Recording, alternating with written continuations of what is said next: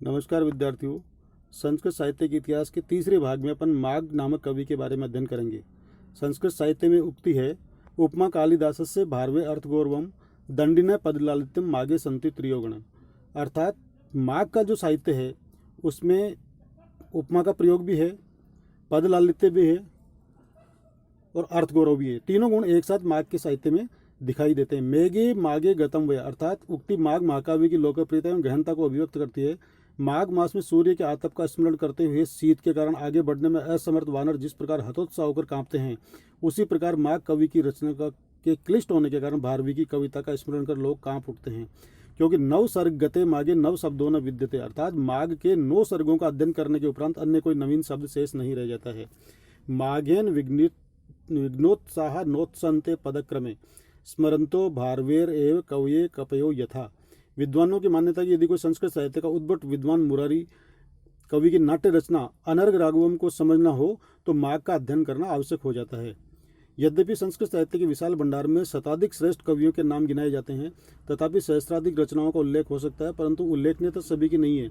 कालिदास के अतिरिक्त भारवी, माघ, श्रीहर्ष का नाम ही सर्वतः विख्यात है, इसलिए कालिदास के ग्रंथों को लघुत्रयी अर्थात कुमार संभव, रघुवंशम और मेघदूत, इन तीनों को लघुत्रयी कहा जाता है।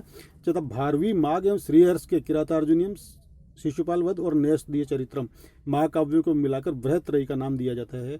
इसमें भी शिशुपाल वधम की श्रेष्ठता स्वीकार की गई है।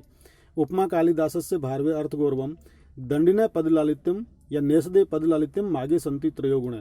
इस महाकाव्य के रचयिता का नाम माघ है। कुछ लोग इसे उपाधि को मानते हैं, उपनाम बतलाते हैं, अर्थात प्रसिद्धि और प्रतिभा को क्षीण करने के लिए शायद इन्होंने अपना नाम माघ रख लिया था। इनके पिता का नाम दत्तक था। शिशुपाल वध की कतिपय प्रतियों के अंत में प्रदत्त पुष्पिका के आधार पर ये श्रीमाल अथवा भीनमाल के रहने वाले थे। इति श्री भिन्नमाल वास्तव्य दत्तक सोनो महावैयाकरण से माघ से क्रतौ शिशुपाल वधम महाकाव्य सर्ग इति। इस पुष्पिका के आधार पर इनको प्रभावक चरित्र में इनका वर्णन प्रस्तुत किया गया है। अतः महाकवि माघ को राजस्थान का प्रतिनिधि कवि माना जाता है। इन प्रमाणों से यह सिद्ध होता है कि 9वीं शताब्दी के पूर्वार्ध में माघ साहित्य जगत में प्रतिष्ठा प्राप्त कर चुके थे। ऐसी प्रतिष्ठा प्राप्त करने के लिए लगभग 1 शताब्दी का समय माना जाता है। यूँ 625 ईस्वी के राजा वर्मलात के शिलालेख से ज्ञात होता है कि इनके पिता में सुप्रभदेव की स्थिति 625 ईस्वी में थी। अतः उनके पौत्र माघ का समय 650 से लेकर 700 ईस्वी के मध्य स्वीकार किया जा सकता है। इनका प्रमुख ग्रंथ शिशुपाल वधम। इस महाकाव्य में 20 सर्ग है तथा 1650 श्लोक है। श्रीमद् भागवत के 10वें स्कंद के 74वें अध्याय में तथा महाभारत के सभा पर्व के 33 से 45 में कुल 13 अध्यायों में शिशुपाल वध की कथा उपलब्ध होती है।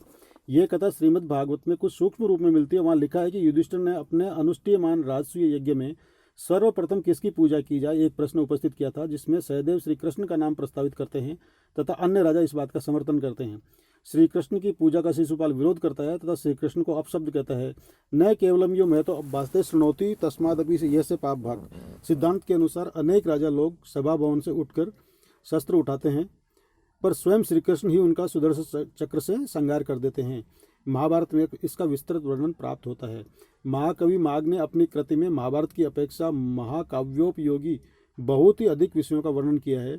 3 से 13वें सर्ग तक श्री कृष्ण के ऐश्वर्य, यात्रा प्रस्थान, वन विहार, जल क्रीड़ा, रवितक पर्वत, संध्या, प्रातः प्रकृति आदि के वर्णनों के उपरांत उन्हें युधिष्ठिर के राजसूय यज्ञ में पहुंचाया है। ये सभी वर्णन महाकाव्य के उपयोगी हैं।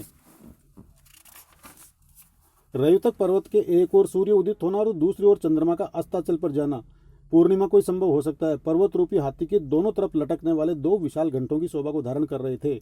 इस कल्पना के बल पर ही माघ विद्वत समाज में घंटा माघ के नाम से प्रसिद्ध हुए हैं। महाकवि माघ के तीनों गुण उपमा, अर्थगौरव और पदलालित्य का तीनों का इस ग्रंथ में समावेश दिखाई देता है।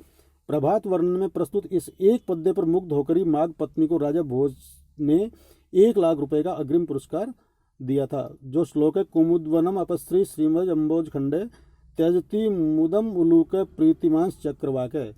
भारवी और माघ दोनों की यदि तुलना करें तो भारवी ने अपने महाकाव्य में प्रारंभ में श्री शब्द का तथा सर्ग के अंत में लक्ष्मी शब्द का प्रयोग किया है, परंतु माघ ने प्रारंभ व अंत दोनों में श्री शब्द का प्रयोग किया है। जिस प्रकार भारवी ने दुर्योधन का वर्णन वनेचर के द्वारा उपस्थित किया है, उसी प्रकार माघ ने नारद के द्वारा शिशुपाल का वर्णन प्रस्तुत किया है।